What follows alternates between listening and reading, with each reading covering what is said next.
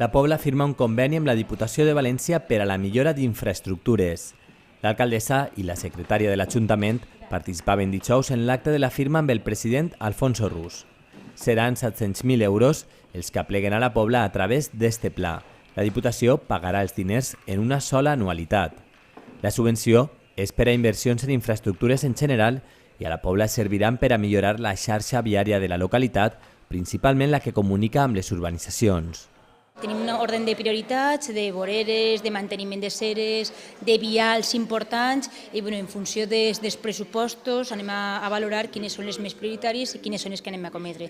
A més de la millora en vials, l'alcaldessa ha anunciat que es posaran en marxa projectes per a impulsar l'estalvi energètic.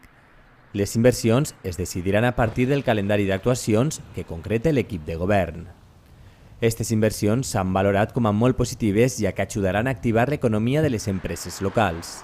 Donar les gràcies a la Diputació per seguir en aquest temps de crisi fent l'esforç de recolzar els ajuntaments. En aquest cas, nosaltres estem molt contents i aquesta injecció de diners ens va fer que puguem millorar la qualitat de vida dels veïns i veïnes de la Pobla, sobretot en temes viaris, que creiem que és el més necessari en aquest moment. Unes inversions que l'Ajuntament comença a estudiar i que s'executaran en el moment que apleguen els diners de la subvenció.